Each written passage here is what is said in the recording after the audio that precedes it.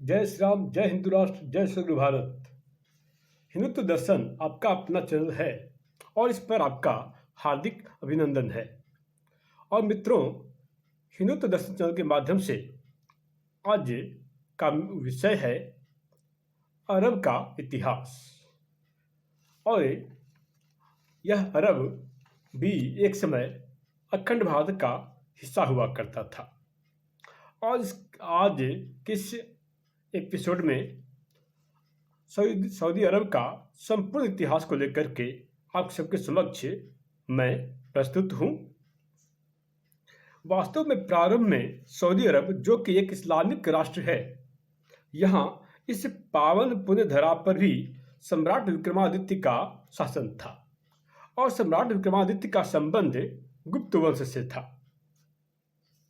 और इस पवित्र पावन धरती पर वैदिक सनातन हिंदू संस्कृति का डंका बजा करता था। वर्तमान में भूगर्भ वेत्ताओं के द्वारा किए गए उत्खनन के कार्य के फलस्वरूप अरब में 10,000 वर्ष पुरानी मंदिरें और मूर्तियां प्राप्त हुई है, जो इस बात को पूरी तरह से प्रमाणित करती है, चरितार्थ करती है कि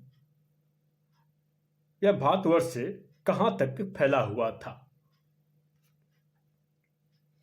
और अरब का पुराना और वास्तविक नाम अरब था। और वर्तमान में भूगर्भ वेत्ताओं के द्वारा जो उत्खनन का कार्य किया गया है, इस उत्खनन के कार्य जो अरब की राजधानी रियाद में खुदाई के दौरान प्राप्त हुई है, और इसकी पुष्टि आर्कियोलॉजिकल सर्वे ऑफ इंडिया के द्वारा की गई है। मंदिर के अलावा मूर्तियां मंदिर के साथ साथ पूरे शहर और समस्त शहरवासियों के सनातनी हिंदू होने के प्रमाण मिले हैं। मंदिरों का गहराई से अध्ययन करने पर, अवलोकन करने पर यह पता चलता है कि यह नवपाषाण काल से संबंधित है। या मैं इस बात को विशेष रूप से आप सबके समक्ष रखना चाहूँगा कि इस बात की पुष्टि आर्कियोलॉजिकल सर्वे ऑफ इंडिया के द्वारा तो की ही गई है, और साथ ही साथ इस कार्य के लिए सर्वोच्च उच्च स्तरीय तकनीक का प्रयोग किया गया। यहाँ के लोग पूजा व अनुष्ठान का कार्य किया करते थे, और अनुष्ठान का संबंध सिर्फ धर्म से है, कोई मजहब पंथ संप्रदाय से नहीं। और यह सर्वविदित है कि धर्म तो सिर्फ एक ही है, सत्य सनातन हिंदू धर्म। मंदिरों, मूर्तियों के अलावा बस्ती, बाजार और आश्रम के होने के प्रमाण भी प्राप्त हुए हैं। यानी आप यह कह सकते हैं कि कुरान से पूर्व अरब में भी सनातन हिंदू धर्म का परचम लहरा रहा था। इस्लाम के आने के बाद, अर्थात इस्लाम के अरब में पैर पसारने से पूर्व सबसे या पहले वहां पर 360 मूर्तियों को ध्वस्त किया गया, तोड़ा गया। और ऐसे लोगों का कार्य मूर्तियों को ध्वस्त करना, तोड़ने के सिवा कुछ और नहीं है। ये और सभ्यताओं से नफरत करते हैं। इन्होंने आज तक सिर्फ सभ्यताओं को खत्म ही किया है। इस्लाम को अरब में फलने फूलने का अवसर मिला, कारण यह कि वहां गरीबी काफी ज्यादा थी। और इस्लाम मजहब में माले गनीमत में लूटने की इजाजत दी जाती है। जी हाँ, इस्लाम में माले गनीमत में लूटने की इजाजत दी जाती है, और इसमें लूटने को जायज माना जाता है। और अरब में मुस्लिम पंथ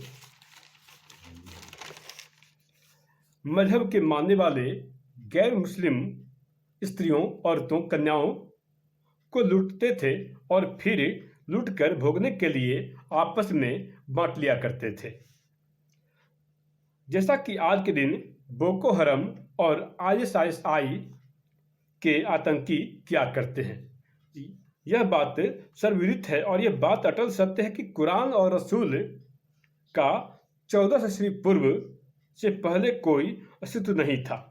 इस्लाम का प्रारंभ यदि मोहम्मद पैगंबर की स्थापना को ही मान लिया जाए, आपको बता दूं कि मोहम्मद पैगंबर का जन्म 570 ईस्वी पूर्व हुआ था।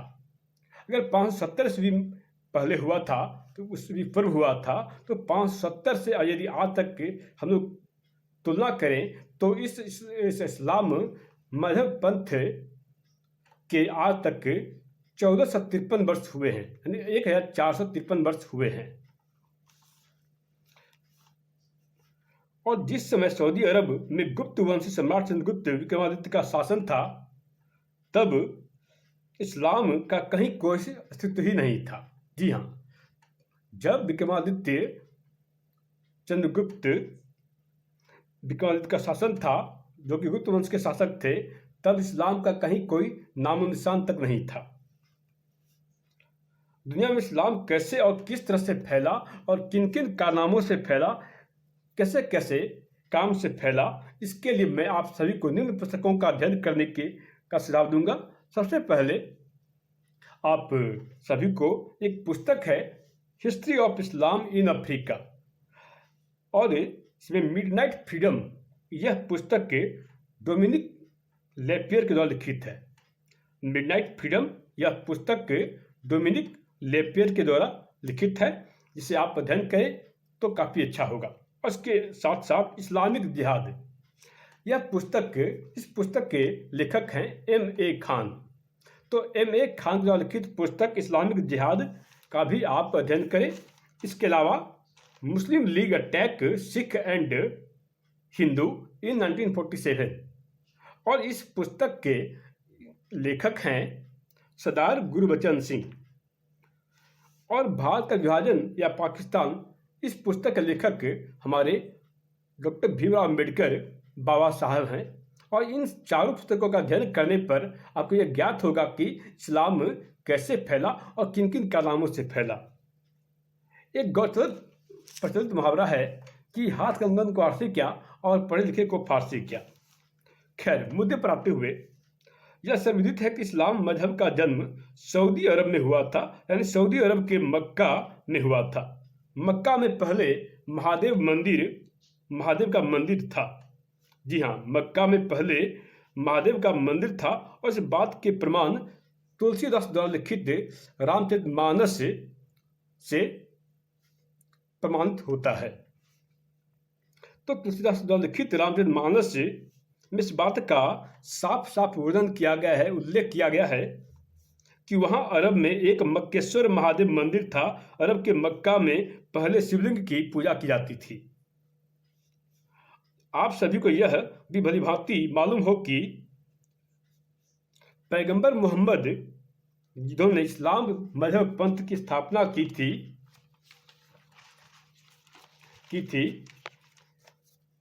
इनके चाचा का नाम अबू तालिब था, और इनके चाचा अबू तालिब शिव शंभु भोलेनाथ के परम भक्त थे, और वहाँ के यह अबू तालिब मुख्य पुजारी हुआ करते थे।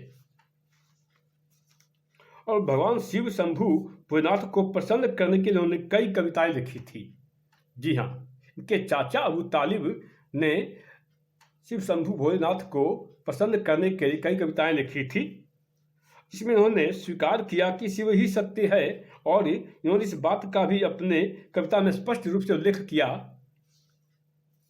कि संसार में यदि पवित्रता कहीं है तो वह भारतवर्ष में ही है। इनके द्वारा लिखित पुस्तक आज इस्तांबुल में सुरक्षित है, और इस्तांबुल में जो सुरक्षित जो यह पुस्तक है, इस पुस्तक का नाम है शेर उल उकूल। जी हाँ, पुस्तक का नाम है शेर उल उकूल। और शेर उल उकूल पुस्तक में पेज नंबर 300 से लेकर 315 तक में राजा के गुणों का उल्लेख किया गया है। और यह सम्राट कोई और नहीं, स्वयं विक्रमादित्य थे, जिनका संबंध गुप्त वंश से है।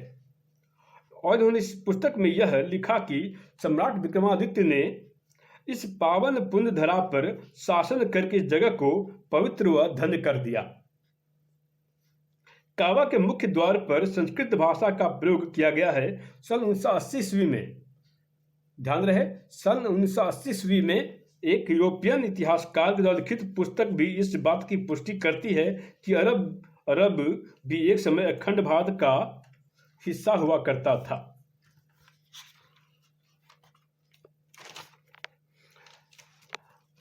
जैसा कि मैंने पहले ही आप सभी को ये बताया है कि अरब का वास्तविक नाम अरब हुआ करता था। अरब शब्द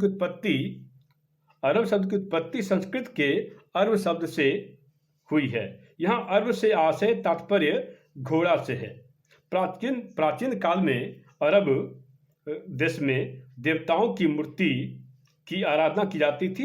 इसी कारणवश अरब में खुदाई करने पर मंदिर प्राप्त होता है, मूर्तियां प्राप्त होती हैं, आश्रम के होने के प्रमाण प्राप्त होते हैं, न कि वहाँ खुदाई करने पर कब्रगाह, दरगाह, मजार, मस्जिद प्राप्त होता है। अगर इस महाभारतीय अखंड भारत के वास्तविक इतिहास को जानना है तो आप सभी अखंड सनातन राष्ट्र में आस्था रखने वालों से मैं विनम्र निवेदन करूंगा कि पुरुषोत्तम नागेश ओक के द्वारा लिखित पुस्तक वैदिक विश्व का इतिहास का अध्ययन करें। यदि आप इनके द्वारा लिखित पुस्तक, पुरुषोत्तम नागेश ओक के द्वारा लिखित पुस्तक वैदिक विश्व का इतिहास का अध्ययन करते हैं तो आपको इस महाभारती जो कि पुण्य धरा पावन धरती जो कि अखंड भारत का जो हम सभी का एक स्वप्न है, इसके में आपको सफलता प्राप्त होगी और अखंड भारत के स्वप्न को हम साकार कर पाएंगे। तब तक के लिए जय श्री राम, हर हर महादेव, जय हिंद राष्ट्र।